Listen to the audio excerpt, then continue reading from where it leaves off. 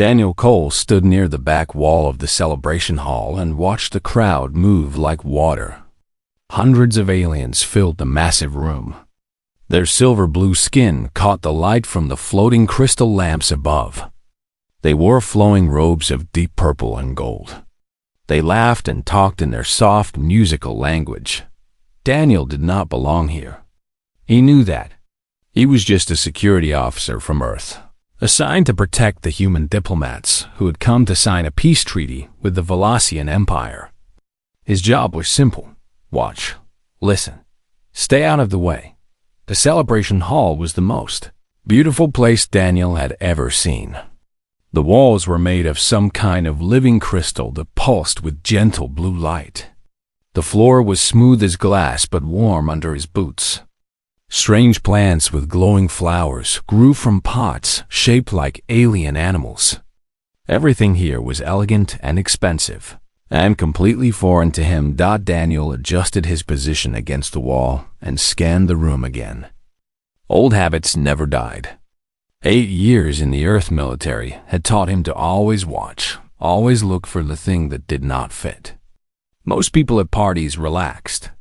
Daniel never relaxed. Near the center of the room, he spotted the human delegation.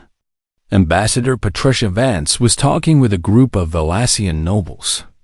She was a tall woman with gray hair and sharp eyes. She had spent 30 years building bridges between species. Tonight was supposed to be her greatest success, but Daniel was not watching the ambassador. His eyes kept drifting to the princess. Princess Alira stood near a fountain that sprayed water that somehow fell upward instead of down. She was young by Velossian standards, maybe equivalent to a human in her mid-20s. Her skin was pale silver, almost white, and her 4 eyes were the color of deep space. She wore a simple white gown that made her look like starlight given form. She was talking with a group of younger Velossians, and she was smiling. Daniel had learned that Velossians did not smile the way humans did. Their mouths were different, wider, with no visible teeth. But the way her 4 eyes crinkled at the corners told him she was happy. Daniel looked away. He was not here to stare at alien princesses. He was here to do a job. He checked his watch. 3 more hours until the ceremony ended. 3 more hours of standing and watching and pretending he was invisible. He could do that. He had done worse. An hour passed. Then another. Daniel's feet began to ache, but he ignored the pain. He watched the servants move through the crowd with trays of food and drink. He watched the guards stationed at each door. He watched the shadows in the corners of the room. Something was wrong. Daniel frowned. He could not say what it was. The feeling was just there, sitting in his chest like a cold stone. Something was not right. He looked around the room more carefully. The servants were moving normally. The guards were at their posts. The guests were laughing and talking. Everything looked fine, but Daniel had learned to trust his instincts. His instincts had saved his life more than once. He pushed off from the wall and began to move through the crowd. He kept his pace slow and casual. Just a bored security officer stretching his legs. Nothing to see here. He moved closer to the princess. He did not know why. His feet just carried him in her direction. And then he saw it. Near one of the service alcoves, hidden behind a curtain of hanging crystal beads, something shimmered. It was faint, almost invisible. Most people would have missed it entirely. But Daniel had spent years looking for things that did not want to be seen. A weapon. Someone had hidden a weapon behind those beads. And it was charging. Daniel did not think. There was no time to think. He just moved. He sprinted across the floor, pushing past the surprised Velossians who stumbled out of his way. Someone shouted in alarm. Guards turned toward him with weapons raised. None of that mattered. The princess looked up at the commotion. Her 4 eyes found Daniel, and confusion spread across her face. She did not understand why this human was running toward her. Daniel reached, just as the weapon fired. The blast was bright and hot and loud. It tore through the air like a living thing, a bolt of pure plasma meant to burn through flesh and bone. It would have hit the princess directly in the chest, but Daniel was there first. He threw himself over her, wrapping his arms around her and pulling her down to the floor. The plasma bolt struck him square in the back. The pain was beyond anything Daniel had ever felt. It was like being burned and frozen and torn apart all at the same time. He felt his skin split open. He felt his muscles cook. He smelled his own flesh burning, but he did not let go of the princess. Screams filled the hall. Guards rushed forward with weapons drawn. The crystal lamps flickered and died. Chaos erupted everywhere. Daniel lay on top of the princess, his body shaking, his vision going dark at the edges. He could feel blood pooling beneath him. He could feel his heart struggling to beat. The princess was staring up at him. Her 4 eyes were wide with shock. Her mouth was open, but no sound came out. She was alive. She was unharmed. Daniel had done his job. He tried to say something. He wanted to tell her that it was okay, that she was safe now, that everything would be fine. But his mouth would not work. His body would not obey him anymore. The last thing Daniel saw before the darkness took him was the princess's face. Her silver skin was splattered with his red blood. Her 4 eyes were filled with something he could not name. Then there was nothing. Guards pulled Daniel's body off the princess. Healers rushed forward with strange glowing devices. Voices shouted orders in languages Daniel could not understand, but Daniel heard none of it. He was gone, lost in a darkness so deep and so complete that he wondered if he would ever find his way back. Somewhere far away, his heart stopped beating. Daniel woke slowly. It felt like swimming up from the bottom of a deep, dark ocean. His body was heavy. His mind was clouded. He could not remember where he was or what had happened. The first thing he noticed was the warmth. Something soft and warm was wrapped around his entire body. It pulsed gently against his skin, like a heartbeat. He tried to move his arms, but they felt trapped. The second thing he noticed was the light. Soft blue light filtered through his closed eyelids. It was not the harsh white light of a hospital. It was something gentler, something alien. Daniel forced his eyes open. He was lying on a raised platform in the middle of a large room. Strange membranes covered his body from neck to toe. They glowed with soft golden light and pulsed in rhythm with his breathing. Medical equipment surrounded him, but none of it looked like anything from Earth. And he was not alone. Daniel blinked several times, trying to clear his vision. Dozens of figures stood around his platform, arranged in neat rows. They were all Velasians. They were all watching him in complete silence.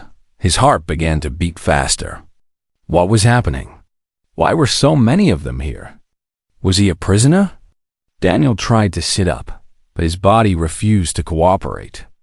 A gentle hand pressed against his shoulder, urging him to stay down. He turned his head and saw a Velasian in white robes standing beside him. A healer. The healer spoke in soft, accented English. Please remain still, human. Your body is still recovering. You must not strain yourself. Daniel swallowed. His throat felt dry and raw. Where am I? You are in the royal medical chambers of the flagship Eternal Light. You have been unconscious for 3 days. 3 days. Daniel closed his eyes and tried to remember. The celebration. The weapon. The princess. The princess. His eyes snapped open. The princess. Is she alive? Is she hurt? A new voice answered him. It was deep and powerful, the kind of voice that expected to be obeyed. My daughter is alive and unharmed, thanks to you. The crowd of Velasians parted, and a tall figure stepped forward. He wore robes of deep purple trimmed with gold, and a crown of living crystal sat upon his head. His 4 eyes were old and wise and filled with Something Daniel could not read. Emperor Vorath of the Valassian Empire stood at the foot of Daniel's medical platform and looked down at him. Daniel had never felt so small in his entire life. "You saved her life," the Emperor said. "You threw yourself between my daughter and death without hesitation. You took a wound that should have killed you." Daniel did not know what to say. He had just done what needed to be done. He had not thought about it. There had been no time to think. "Your injuries were severe," the Emperor continued. "Third-degree plasma burns across your back and spine. Internal bleeding in multiple organs. Your heart stopped beating twice during treatment. Our healers did not believe you would survive." Daniel felt cold despite the warmth of the healing membranes. He had been that close to death. "And yet here you are," the Emperor said, "awake and alive. Our healers say your species has remarkable regeneration abilities. They say humans are built to survive damage that would kill most other beings in the galaxy." Daniel thought about that. On Earth, humans were just humans. They got hurt. They died. There was nothing special about them. But out here, among the stars, maybe things were different. The Emperor stepped closer. His four eyes studied Daniel's face with an intensity that made Daniel want to look away. But he held the Emperor's gaze. He was not sure why. It just felt like the right thing to do. "In all the history of the Valassian Empire," the Emperor said, "no outsider has ever risked their life for a member of the royal bloodline. What you did is without precedent." The crowd of Valassians murmured among themselves. Daniel caught fragments of their whispered conversations, but he could not understand the words. Then someone else stepped forward from the crowd. Princess Elira moved to stand beside her father. She looked different from how Daniel remembered her. The joy he had seen at the celebration was gone. In its place was something more serious, more guarded. But her four eyes were fixed on him with unwavering attention. She walked to the side of his platform and stood there for a long moment, just looking at him. Daniel looked back at her. He did not know what to say. He did not know what she expected from him. Then she did something that made the entire room go silent. She placed her hand over his heart. Her palm was cool against his skin.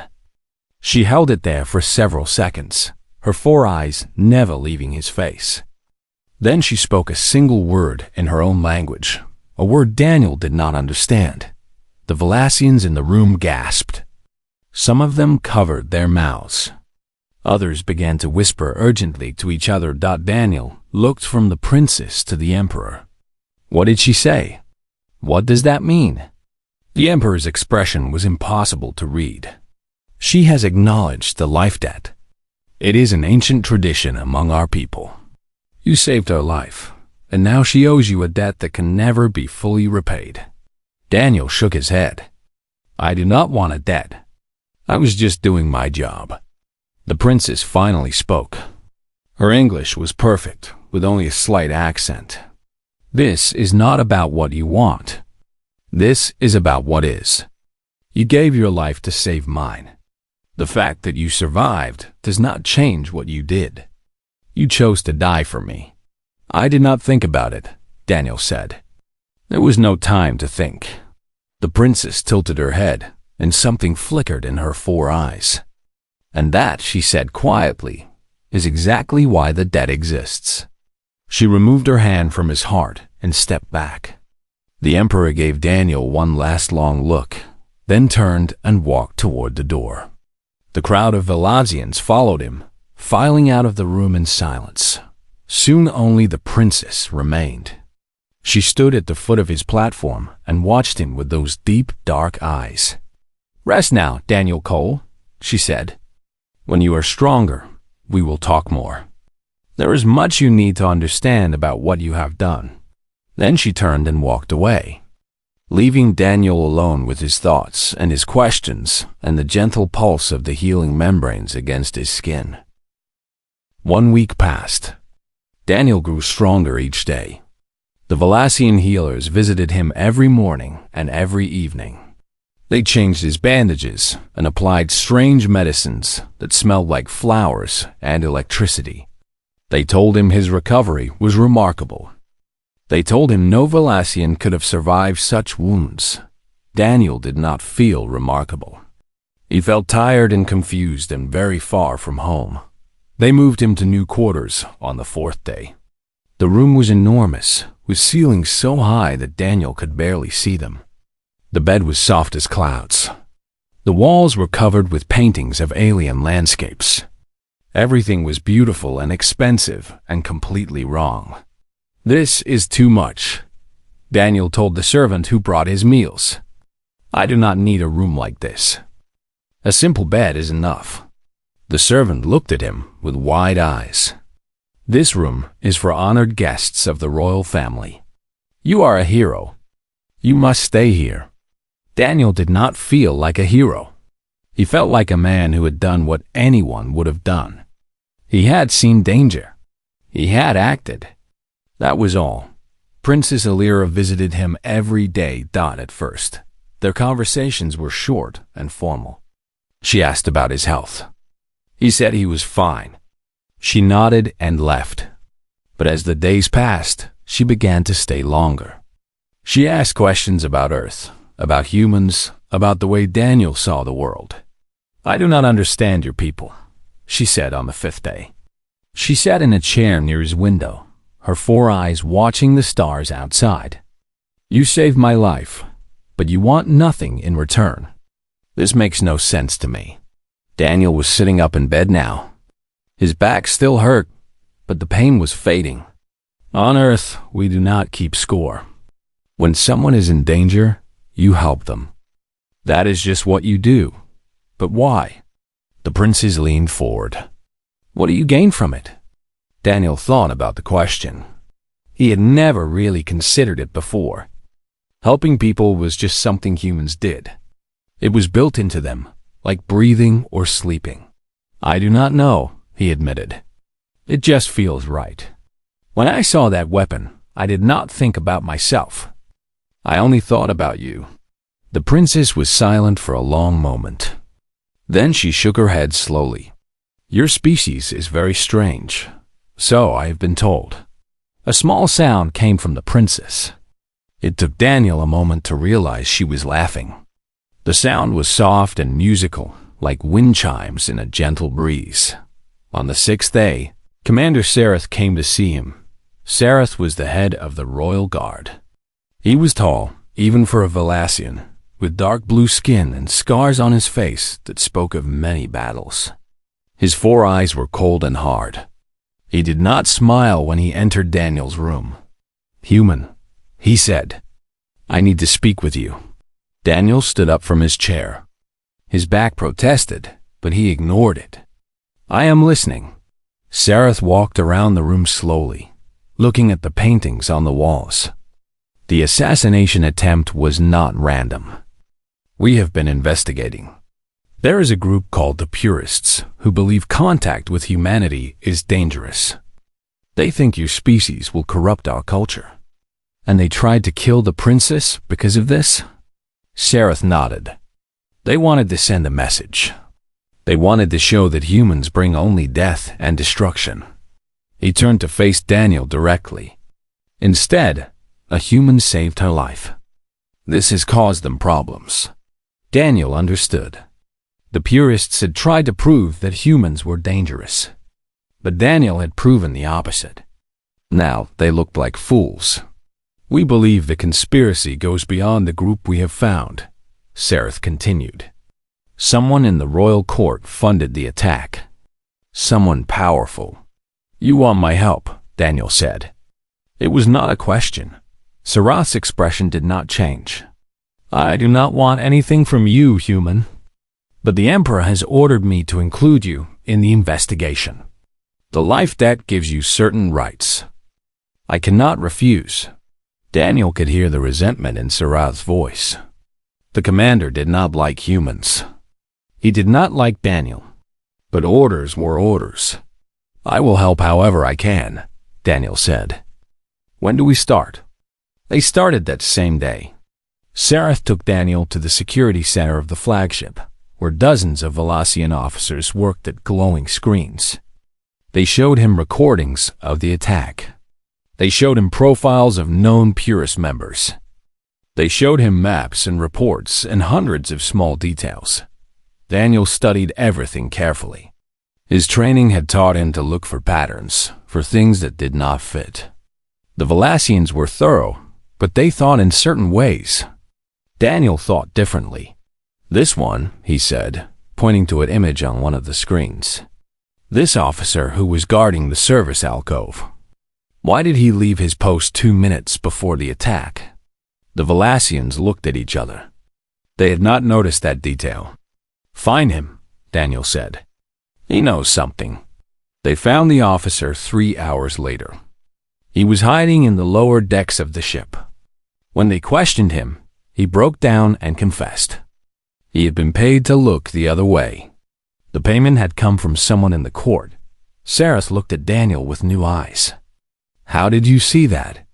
We watched those recordings 100 times. Daniel shrugged. I look for what is missing. Empty spaces tell you more than filled ones.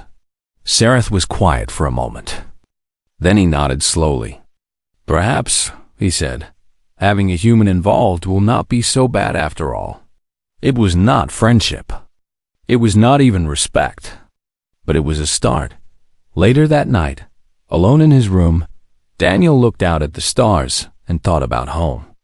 Earth was far away now. Everything he knew was far away.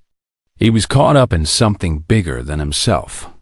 Something he did not fully understand. But for the first time since waking up in the medical chamber, Daniel felt like he had a purpose. The hunt for the real Emmy had begun.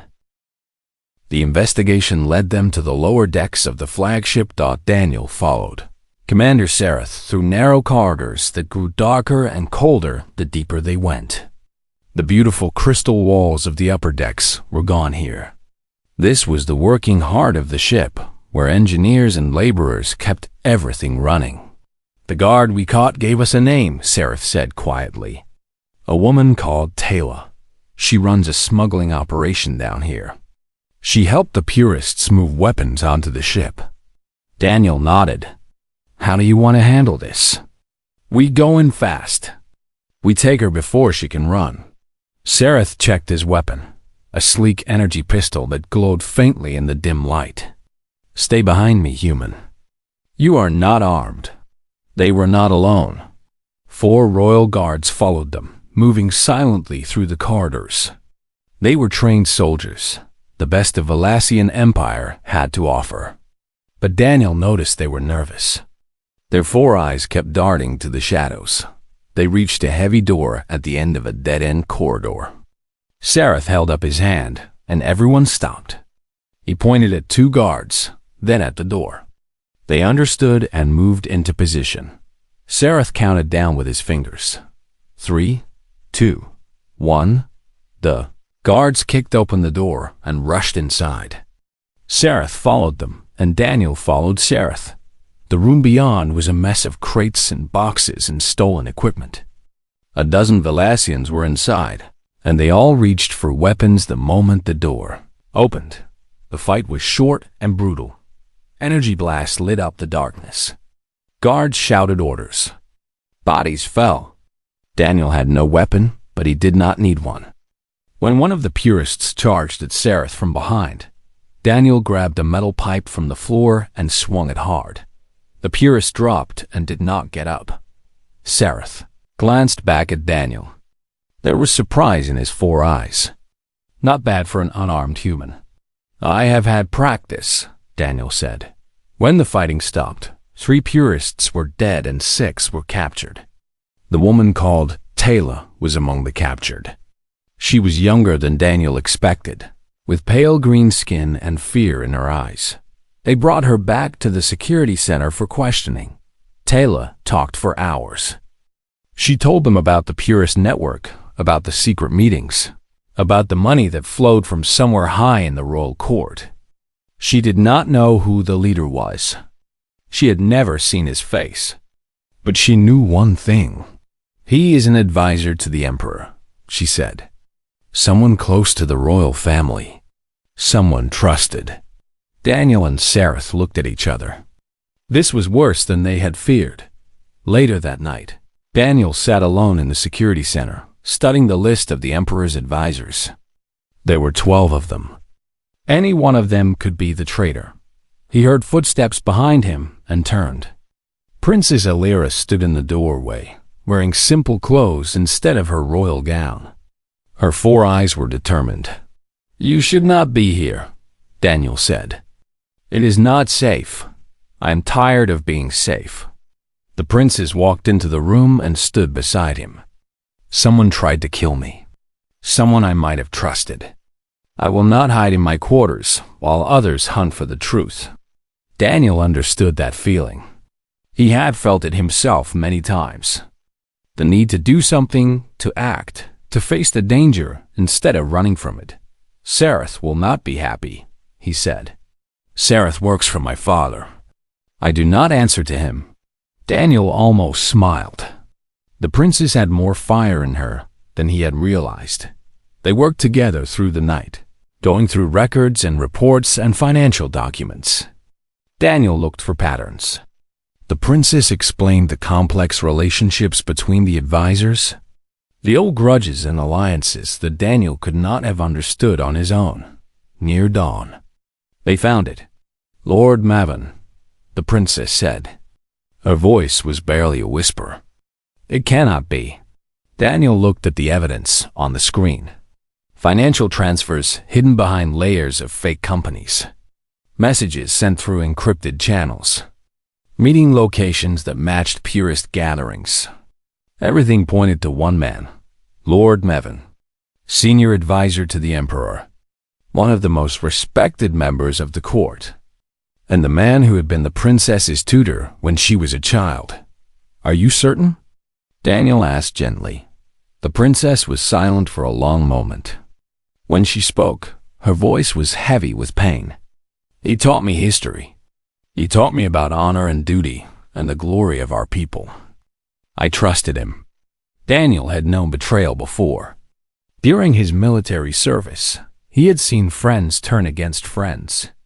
He had seen leaders sacrifice their own people for power. It never got easier. "I am sorry," he said. "I know this hurts."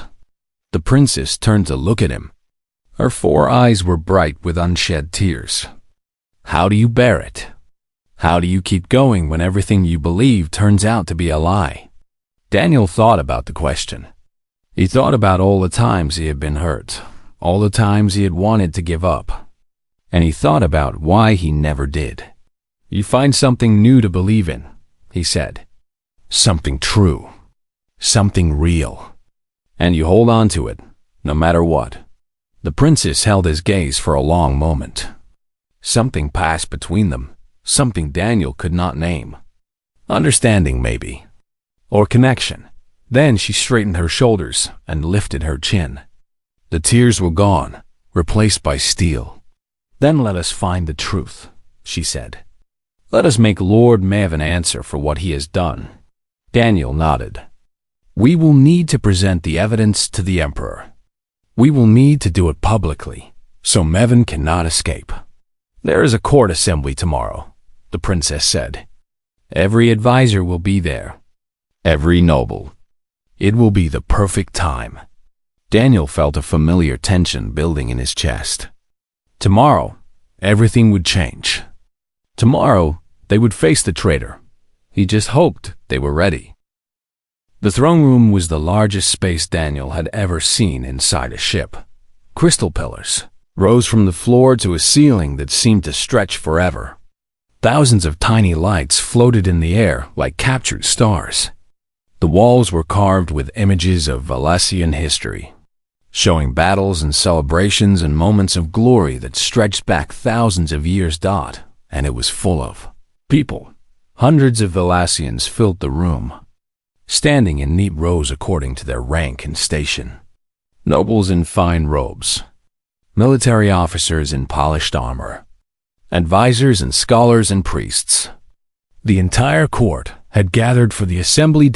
At the far end of the room, Emperor Vorath sat upon a throne of living crystal. Princess Alira stood to his right. Commander Sarah stood to his left with a squad of royal guards, and Lord Maven stood among the advisors. Unaware that his world was about to end, Daniel walked into the throne room alone. He wore simple clothes, not the formal robes that the Valassians preferred. He was human.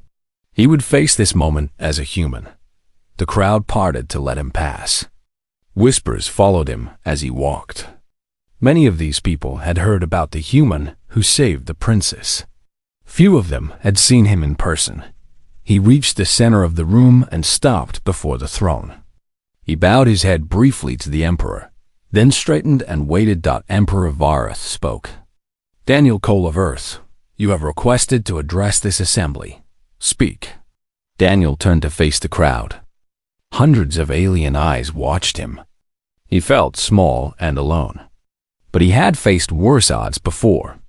2 weeks ago, he said, someone tried to kill Princess Alira. I stopped the attack, but I was only treating the symptom, not the disease. The real threat remained hidden. He paused and looked directly at Lord Maven. The old advisor's expression did not change, but something flickered in his 4 eyes. Commander Sareth and I have spent the past week investigating. We have followed the trail of money and messages. We have questioned witnesses and examined evidence. And we have found the truth. Daniel pulled a data chip from his pocket and held it up. This contains everything. Financial records, communications, testimonies from captured Purist members. It all points to one person. The room was completely silent. No one moved. No one breathed. Lord Maven, Daniel said, you funded the attack on the princess. You have been leading the Purist movement from the shadows. You tried to murder your own student. For a long moment, Maven did not respond. He stood perfectly still, his face like carved stone. Then, slowly, he began to laugh. It was a cold sound, empty of joy. It echoed through the throne room and made Daniel's skin crawl. The human speaks the truth, Maven said.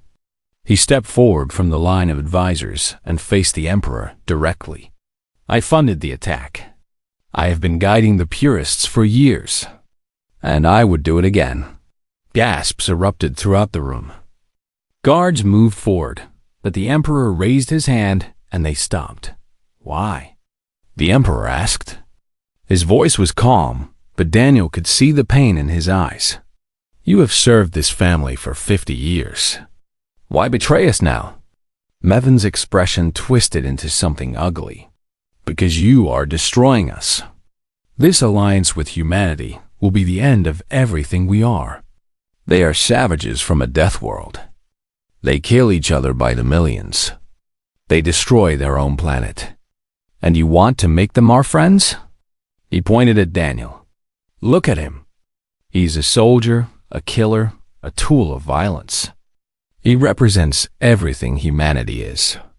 And you would let his kind infect our culture? You would let them corrupt our children? The Emperor's eyes were hard. I see a man who nearly died to save my daughter. I see a man who could have demanded anything in return, but asked for nothing. Is this the savage you speak of? It is a trick, Maven spat. They are manipulating you.